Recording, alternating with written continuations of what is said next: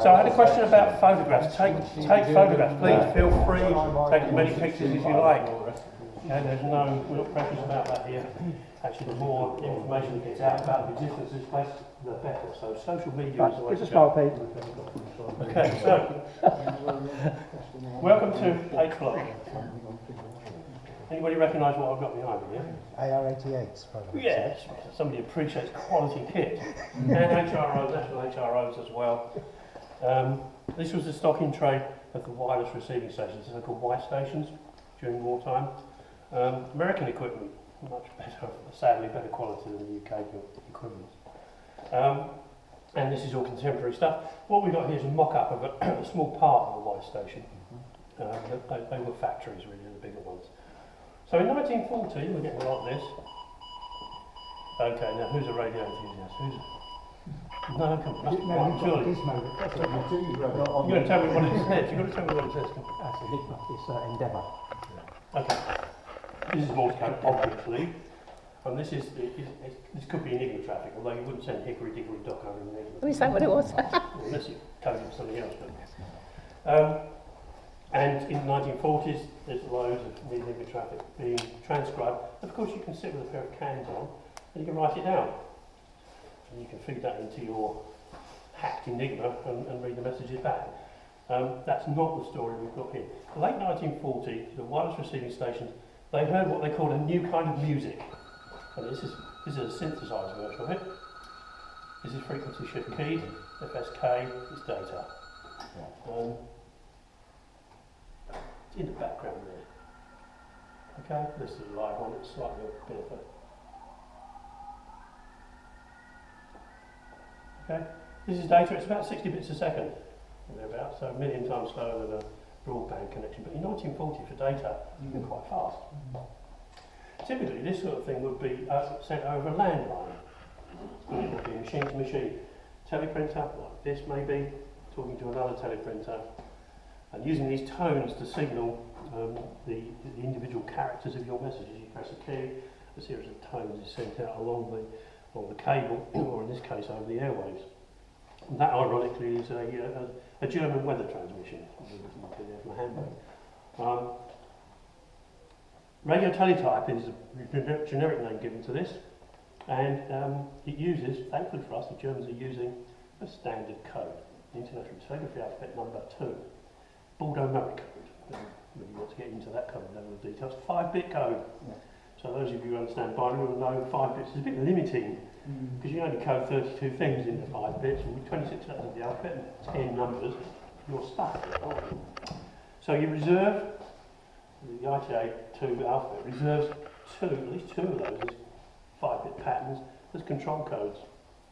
And the two really important ones to us are figures and letters. And these are important to an understanding of what happens later, so I'll labour it a little bit. So if this machine here on the receiving end receives a figures character, every 5-bit code it interprets after that point is interpreted and printed as figures. Vice versa, if it receives letters, it will switch into the other one, it will print letters. So that's why you can expand what's 32 to at least 64 and beyond. You're clever about the way you generate these 5-bit control codes. Now, on a landline link with no noise, it's hunky-dory. You can just press figures and then type a load of figures and press letters and type a load of letters and it'll be fine. On a radio connection, which is prone to fading in and out and noise and God knows what else, it's really important that those characters do not get garbled on their way across. So the typical way of operating would switch modes between letters and figures is to press the letters key or the figures key multiple times. It doesn't matter anything to the message, it doesn't add anything to the message. It just makes sure the distant end's in the right mode and it's printing the right thing. Okay, otherwise your message is unreadable. Okay, now that's important on a radio connection, particularly an encrypted one, which we're going to encounter here, because it's a pattern. It's called known plain text, if you really want to get into that kind of cryptanalyst speak. But it's a pattern you know will always exist, guaranteed to exist in the original plain text, the original part of the message. Other things that are going to appear are characteristic of the German language. So-called bigrams like EI, TT, EE, LL. They're very, very statistically very prevalent in the German language. You've got enough, a long enough message. Okay, so these principles we need to kind of keep in mind. how are we going to copy this thing down, this signal that's really run far too fast? You can't write it down. What are you going to do? If you feed it into a PC sound card and off you go. Or you might make tape recording of it, but you forget that because recorders in these days are wire recorders and they're massive. In any case, what are you going to do if you've got a recording of it? Just sit there and listen to it all day. You just need it needs to be in some sort of form where you can process it. Okay? What it really wants to be is in this form. Punch paper tape. Yeah? Five bits and 5 holes across the tape, plus a small set of holes to put it through whatever machinery you're going to use to read it. And here's your data in parallel, if you like, across the tape, character by character. That's man and machine readable, and it's quite robust as far as it goes. The first stage, though, is how do we get, well, the first problem is how do we get to this? From that, you're signaling the airwaves to this. Well, if the signal's strong enough, you can feed it straight into you can demodulate it and feed it straight into a punch. If it's strong enough and reliable enough, and you'll get yards and yards of this, and you've got a sound signal. That's rarely going to be the case. Bear in mind that we're listening to these transmissions from Kent, we're listening out to way past Athens. Okay? So there's a very, very good chance it's going to be fading in and out. So we're going to resort to some 1920s and 30s telegraphy kit, namely these things here. And these are called pen undulators. And it's a pen recorder that responds to these high and low frequencies that you heard in the signal here. Yeah, high, low, up, down, and it draws this picture of the signal. You see that trace on the tape? That's called slip tape. We don't know why it's called slip tape, because it's probably slips all over the place. If you imagine that one character is probably 2 or 3 centimetres of that tape. So you imagine a big long message. If Hitler is having a rant, and he's 60,000 character long message, this stuff's going to be all over the floor. It really is unwieldy. But it's the only game in town to get a reliable record of the message. This is where the heroism starts in this. It's heroism in the people that design the aerial systems to be able to pull a signal with this reliability out from 3,000 or 4,000 miles away. And it's heroism in the technique from getting to this, from this to this. Because this is where the Mark I human comes in. And this person would probably be only 18 years of age. An ATS girl, auxiliary territorial service girl, sitting at a keyboard like this. Okay, with this tape passing inexorably in front of her. And she's trained to read these characters. Okay, so you can recognise these characters.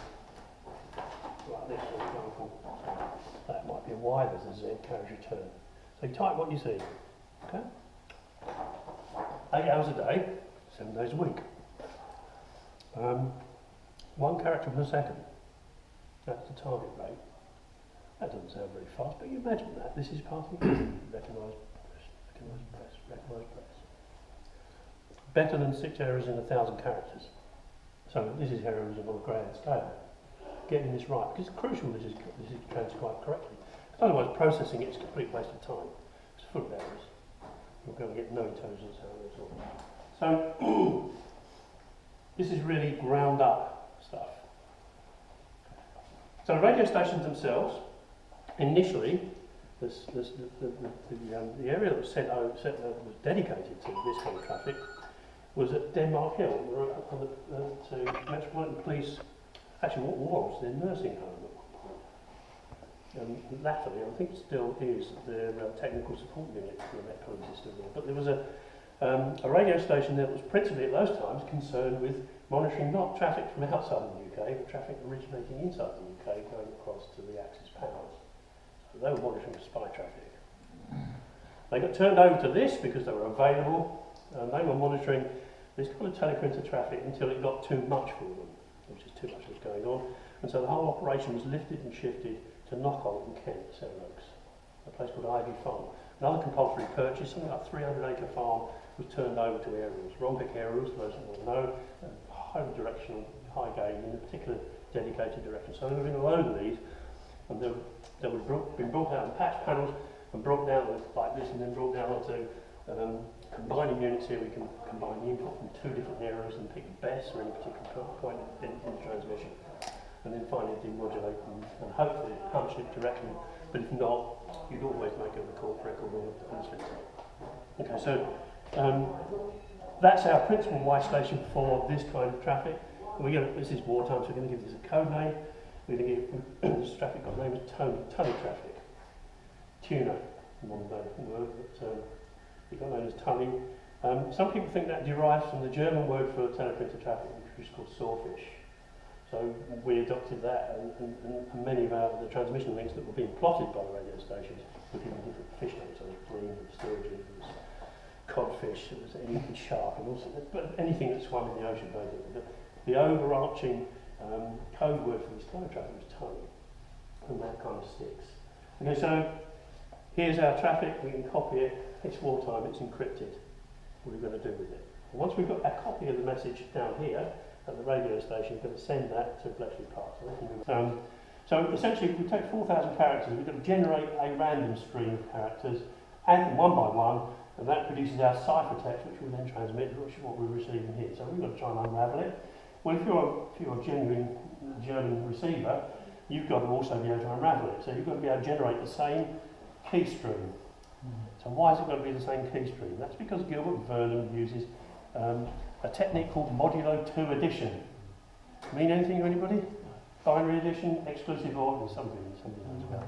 Okay, very quickly, here's a bit of binary, I do apologise for this. Here's a trivial message. We're going to send a message that just consists of character A. And I want to hide it from anybody listening in. And the way I'm going to hide it arbitrarily is I'm going to add this random character I've just thought up, C. Okay, I'm going to add them binary, vertically, bit by bit, and what I end up is F.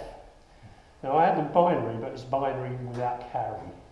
Okay, note that 1 and 1, if you add 1 and 1 together, you get 0, and you're supposed to carry 1 into the next column. Forget that, this is easy. You ignore the carry. It's called modulo 2 addition, or binary addition, no carry, or exclusive OR if you're a logic person. So you do this character by character, you end up with F, and F is what you transmit, you receive it at the other end. And the beauty about modulo 2 addition is it's the same process as a subtraction. So I take the same character, this obscure character, and I add it bitwise, modulo 2, and I end up with that again. So this is a secure transmission medium as long as this set of characters, obscuring characters, is going to be random, or random, and as well hidden from you as a listener as possible. So this is how we do it. This is how modulo 2 works, and this is actually now still used. It's bitwise, but it's not character-wise. It's still used in modern crypto systems, so it's nothing new under the sun. It's been around since 1917. So this is how it works. So to keep these machines in sync, and what am I going to do? To be able to transmit this random sequence of numbers to the other end, I can't be writing them down and transmitting them somehow, can I? Because this is wartime, we need to do this fast. What I'm going to use is something called a pseudo-random number generator. You know how that works? A pseudo-random number generator will always generate the same string of characters if you give it the same start conditions. Okay, that's just the fundamental thing you need to understand about it. So I've got a machine at my transmitting end that's set to a start position. I've got a machine at my receiving end, and all the characters that are generated at my transmitting end, one by one, that I'm using to obscure, are going to be transmitted or going to be generated at the receiving end one by one. Add at one end and subtract at the other. That's how you get a secure transmission medium. And all I need to know is I need to tell a distant end, receiving end, how I've got my machine set. And I've got myself a relatively vertical secure transmission medium. And that's what the Lorentz cipher machine does. Okay, Hitler in his journals are paranoid about other people getting to read their information. They don't trust Enigma they should, implicitly, but they don't. It's not optimised for long messages anyway. So the Wehrmacht has approached the Lorentz company for a machine that they can attach to a teleprinter that might look like that to send these secure messages. We now know that what it looks like, but we don't know actually what it looks like. Well, here's the insides of it. We know the inside of it looks like this now, but in 1940, we haven't a clue what it looks like. In fact, in 1945, before we see one. We know it's going to be rotor-based. At this time, we don't know what it looks like at all, but we've got some clues. Every message is preceded by 12 characters, and then the message block, and then some kind of acknowledgement message received, whatever it might be, in German, of course. So we can divine something from these 12 characters. It's going to be 12 rotors in this machine. We can also divine something else, and that's all, is that this last character up here only ever takes 23 letters of the alphabet. All the others take the full 25. Who's going to pick me up and turn me back? I never use J. Okay, it's just convention, you never use J. J and I look very similar when they're in the printer, so to avoid it, we didn't use J. This is something we knew was convention. So every message is preceded by this. So we've got a little bit of a clue, but precious little else. And until 1941, we're not getting anywhere with understanding this machine. We understand how it's been encrypted. It's probably some kind of machine that's generating this key stream, but how does it work? We don't get anywhere until the human being comes in at the end of August, 30th of August 1941, when a message is sent from Vienna to Athens using this header. 4,000 characters of text, of ciphertext follows, but the acknowledgement that came back from the distant end was message, didn't get all that, please retransmit. Now, it was hand-keyed, we know that, and so it probably took about an hour and a half on a clunky old keyboard for the guy to sit there and type all this out. So, faced with doing that, what he should have done, the protocol said you will generate for a new 12-character sequence. In other words, set your machine differently. He didn't do that. He sent the same 12-character header. Now, the guys down at Lockhart were on the board here. This was immediately recognised as a significant event. Another message with the same header coming through, so we better be on this. I'm sure if they were. So the second message was transmitted with the same settings. Now, if it had been exactly the same, if this guy had been able to key it exactly the same, we would have been no better off. Because if you imagine it's just like making a tape recording of it and playing it back over and getting more information. So, thankfully for us, the operator got lazy. Anybody do a bit of German? Message number in German. Spruchnummer. So the start of the message, and that's abbreviated the second time around to Spruchnummer. Okay, now the machine is set the same, right? So it's going to generate the same 4,000 characters of key. But our message after Spruchen has been shifted by that many characters across. So it's a new message as far as the crypto system is concerned, it's a new message. As far as the human being reading it is concerned, I understand that means Spruchen means Spruchnummer, and I expand those in my head. So it's the same message to a reader, different message to a crypto system. It's called a depth in crypto speak, and that can be broken. In the modulo 2 system, depth can be broken, and it's straightforward. It's laborious, but it's straightforward. And Colonel John Tiltman, who's a World War I veteran, and ace crossword solver, took 11 days to establish what the two messages were, the long version and the short message, but more importantly, what the key stream was. He extracted 4,000 characters of key. And so all we've got is going to try and tell us about how this machine works. Okay, if anyone wants to know how he did that, I'll go through it, but it's straightforward but laborious. That's why it took 11 days. Anyway, so with the key, we're now going to throw that at the mathematicians in Ralph Tester's organisation, which was in F block, which was over there where the big green car park is. Demolished in the 1970s. And 3 months passed, and the best mathematicians we've got on the park here can't unravel what created this key. So when you run out of mathematicians, try a chemist. Okay, anybody know who he was? Bill Tutt. Anybody heard of it? Yes? I'm glad somebody else, because more people need to know about this guy. Because he's up there with Alan Turing and the rest of them. He should be. He should be revered alongside the rest of them. He was 24 years old, chemistry graduate from Cambridge, on his route to his PhD in mathematics, and then on to be a professor of mathematics at Waterloo University in Ontario. And he's my hero. Okay, so essentially what's happened is, because he's the new boy in the block, this whole package is 4,000 characters are thrown across his desk. See what you can make of that, almost in desperation. And he did exactly that. He slogged away using techniques that were still fresh in his mind, that others may have poo-pooed as being, too old hat. But he slogged away at it, and he established patterns in the bit streams. His idea was to not look at the characters, because the characters look random, which is what they're supposed to do, of course. But if you look at the bit streams, in bit position 1 of the 5 bits, for example, you saw a pattern of 41 and 43 occur. And that was his breakthrough. So hang on a second, 41 and 43. If I do the same, maybe I can extract patterns in the other bit positions. And that's what he did. It took him 3 months to do it, mind. And there's some magic's going on about. But what it was able to do on 3 months' slog is to actually draw a picture of this. It was in the wrong position. This schematic diagram, which exactly describes a Lorentz SZ42 machine, or 40 and 42 machine.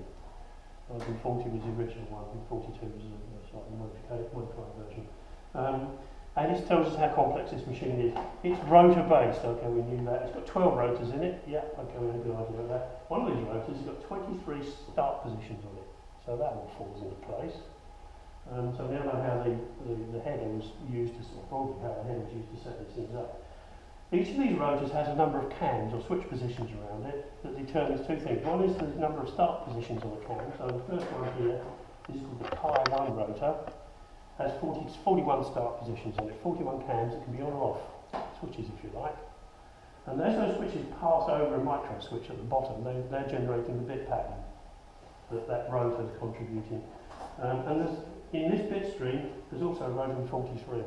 So hence the patterns of 41 and 43 that we've touched and noticed that come out of the bit streams.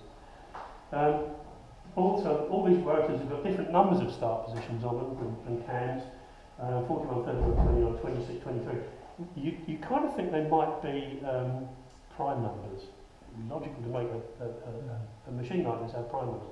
26 obviously isn't, 51 isn't either. The rest are. But they're co-prime with each other. And that means that if you want to put two of these together, none of the others will be a factor of that number that you come up with. And this has a meaning that's appropriate to this machine that gets us over the enigma problem. Okay, this will not repeat its sequence of characters until 1.6 times 10 to the 19 characters have been seen. And that's not going to happen in quite a few more forms, even if it's just using one machine. And then just to get over that limitation, if it is a limitation, you just reset it differently. And so that's pretty powerful. That's not going to be, so repeat patterns in the bit streams is not going to be something you can look for in the story. So also, if you add all these up, there's 501 of these switches that can be either on or off. So it's 2 to the 501 possible combinations in this. This is making an enigma machine look trivial, because there are only 10 to the 87 atoms in the visible universe, right? This is 2 to the 501, or if you like, 6 with 150 zeros after it. This is massive numbers. You can see why the Wehrmacht is really happy with this. This is unbreakable, completely unbreakable, because the numbers are so big. It's 2 layers of encryption as well. It has, so each 5-bit character is encrypted first of all by this set of 5 rotors, and then it's super encrypted by a second set of 5 rotors. So even better, even more reason why people trust this implicitly. And so it's looking pretty bad for us. At least we know how the machine works, and we can build one. All these rotors there in their start position, so we wind up with where the single plug is. And as I pass characters one by one through it from a teleprinter, this could equally be a tape reader. Watch how the Chi rotors, the first set of rotors here, they're encrypted. That's my first layer of encryption. They're going to advance for every character I give it, and they all advance together. Okay, right. Okay, so there's nothing difficult about that. Every new character hitting it is encrypted with a masking character. The Psi rotors, the second layer, or the super encryption layer, they're moving somewhat differently. So if you observe how they see that a stutter. There are long periods when they don't move. Equally, there'll be long periods when they do move. But on average, half the time they don't advance. It has to be on average, otherwise it would put a statistical bias in this. The Germans knew this. Message tape is like 4,000, 5,000 characters, whatever it might be, of crypto text. And on this tape here, I've got all my possible combinations of the rotor pair that I'm testing. And then for every loop of the tape here, I'm going to present a new value of rotors to test against. And I'm going to count the number of times Bill Tutt's algorithm comes to 0. So it's just a bunch of counters in here, doing some Boolean logic in a really analog way. This is not a logical digital machine at all. This has logical combinations using modulation. It's weird. And it was initially unreliable. The output device, interestingly, is a REM with a clipboard. Yes. Usually one about 50s, 40s, that's our web one. It's quite big, isn't it? 70s and telephonics, yeah. Oh, well, this sort of rack thing, yeah. No, even the selectors. Yes. So that's more like a gearbox. Yeah. Yes, that's all very familiar. Rely on sprocket holes to pull the tape through. It's purely friction driven. There's no real stress on the tape at all. In fact, actually, the electronics is fast enough to process the information off the tape much faster than the tape can run. And during experiments during wartime, they got to 9,600 characters per second, and then the tape can give up. So nearly twice as fast as what it's going at the moment. The tape's going at about 60 miles an hour, I think. And paper tape requires certain physical properties when it's going fast. It doesn't bend very easily. Which is why when it falls off, it shatters into tiny pieces. And it's everywhere. It's got a graceful failure. Okay. So you can run it slower if you want to. Why would you want to run it slower? Well, you might have fault finding on it. You might want to run it as slow as you can. Unfortunately, it's AC coupled this, so you can't run it and set individual characters through. It would be a brilliant fault finding technique on this thing. It has to be turning over for it to get to the thing through. You can also run it faster than its nominal speed of 5,000 per second, which is what it's running at the moment. Up to about 10,000, and then the tape will fall off, guaranteed. But the electronics are perfectly happy to keep up with it. So the tape reading here, programming is a computer. The programming is done by plugs and sockets and patch cords. Yeah, but it is a program, it's not available language as such. Don't computation from hardware. Great acronym. Thank goodness it didn't go to Birmingham. It was a key part of their computing science curriculum until 1974. And pictures are not out here. Sometimes we've got some pictures out of people that are people who use it. No, it's not on here. We've got a picture of them in 1974, the last people to use it, and we've got a picture of them when we recommissioned this thing in 2012. And apart from the flare trousers, which are not wearing in 2012, you can see they're the same people. So I had a lifetime at Wolverhampton, and it actually earned its keep while I was there, because quite a lot of companies used to rent time on it to do statistical calculations on lot combinations. Even though it can only do 8 instructions, it's the original reduced instruction set computer that it did.